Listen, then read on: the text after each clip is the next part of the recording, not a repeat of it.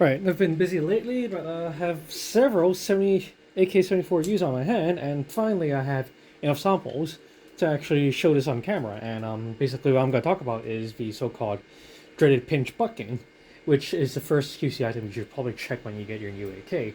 And what it is that if you get your new AK, strip it down, and if you try to align the feed ramp to the hop-up unit, you'll see that here I'm using a Bowmaster hop-up feed ramp to show you what the issue is, and you can see that the feed ramp and the hop-up unit are misaligned, but just barely.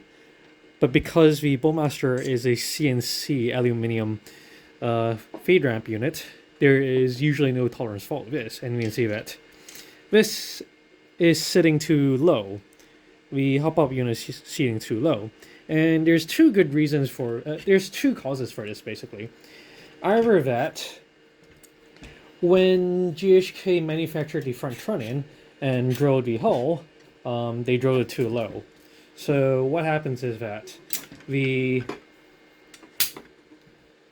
barrel hole is drilled too low relative to the hop-up grooves, and so it's misaligned. It's seating too low, which is why the feed ramp appears to be higher than the hop-up unit. The second possibility is that the front trunnion for the cutout for the feed ramp is actually not deep enough. And I found out that that is actually the case on this receiver because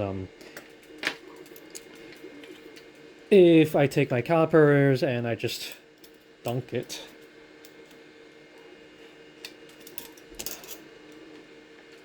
press it down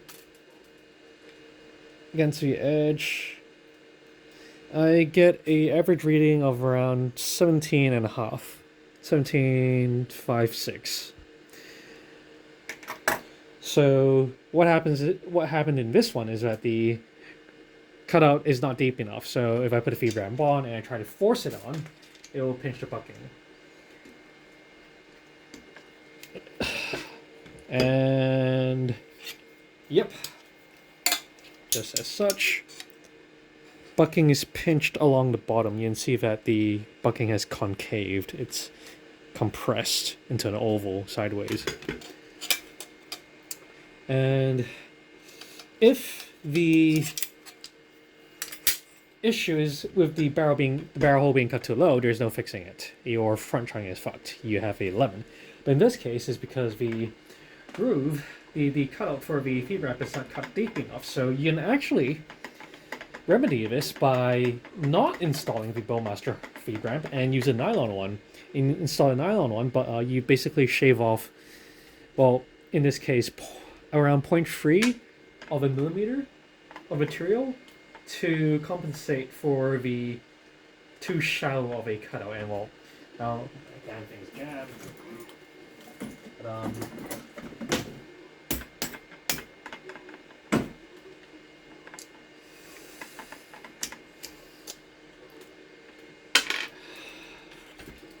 for comparison, here is a good one, a good AK, a good front trunnion.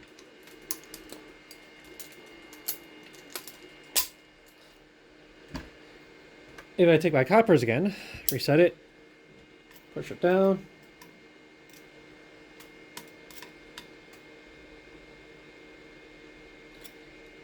it reads about 1776, 0.2 mils deeper than the bore pin.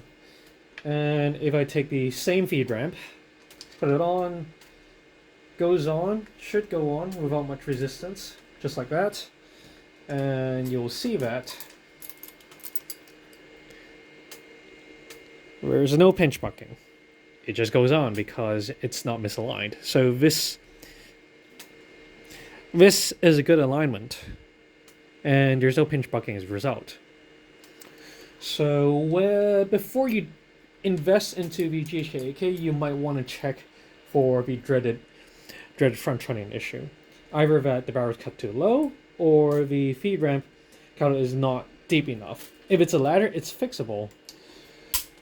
So you want to do your due diligence and actually check that. Next,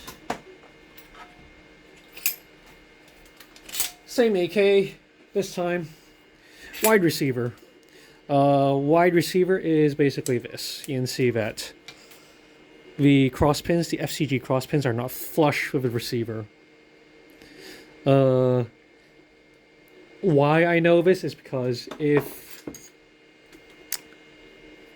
I take my tweezers and you can see that there is play. There is a lot of left-right play on the auto sear. And because of this play, there's a tendency for the auto sear spring to dislodge because it's not sitting flush. It's not it's giving it way too much clearance or giving a bit too much of a gap for that spring to dislodge. And there's no real way of, well, fixing the wideness of receiver. The only thing you can do is actually shim this. So if you shim the auto sear by putting an E-clip just in this gap, you could press the auto sear back against the receiver, and that should keep the spring from dislodging. Functionally, it shouldn't be an issue, but you might get some BCG rattle because the whole thing's running wide. But yeah, this is a 2022 production AK, and it's fucked. I reckon I can just shave the feed ramp down, but basically this is not a functional AK out of the box. It's borked. Especially that wide receiver issue. Next, this is my personal AK-74U, and you would see that this side, this dovetail is loose. You can actually hear it.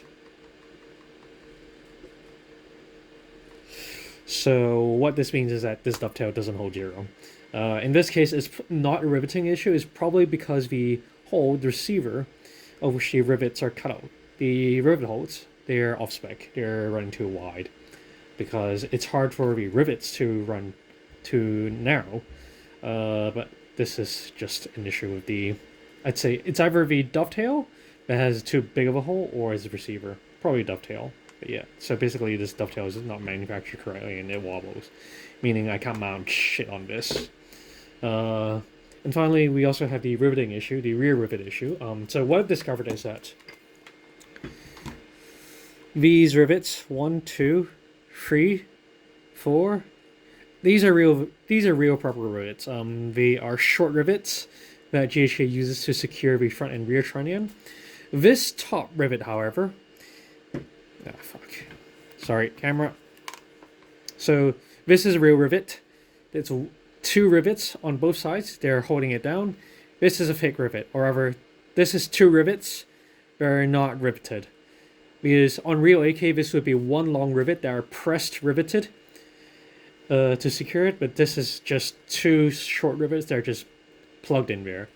It's not riveted per se. And so these have a tendency to fall off for whatever reason.